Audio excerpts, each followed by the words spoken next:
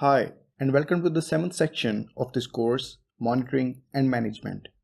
In this section, we are going to take a look at how we can monitor our website and how we can check whether our application is having any problems on the production or is everything going smooth.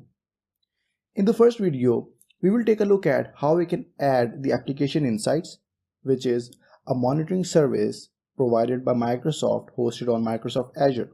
To do so, let's head back to the Visual Studio Code for a second. Since we are using Node.js runtime, we need to add the packages in the package.json file as a dependency for our application. And as you can see, I have already added the application insights.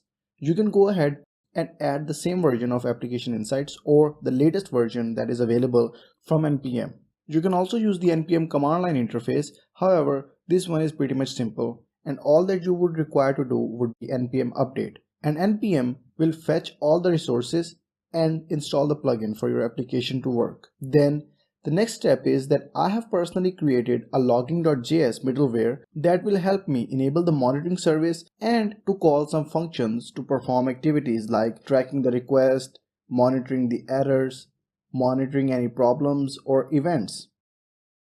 These helper functions come in the module.exports object, which means that all of these functions will be available across the application wherever we will be exporting this library. And before we get started, in this file, application tries to connect the application insights connectivity, and we pass in an instrumentation key for our application. You must replace this key with your own key, otherwise it won't work. And lastly, we can just go ahead and import this file in any of the module that we want to monitor, just like I have already exported it as variable logger is equal to require from services the logging module.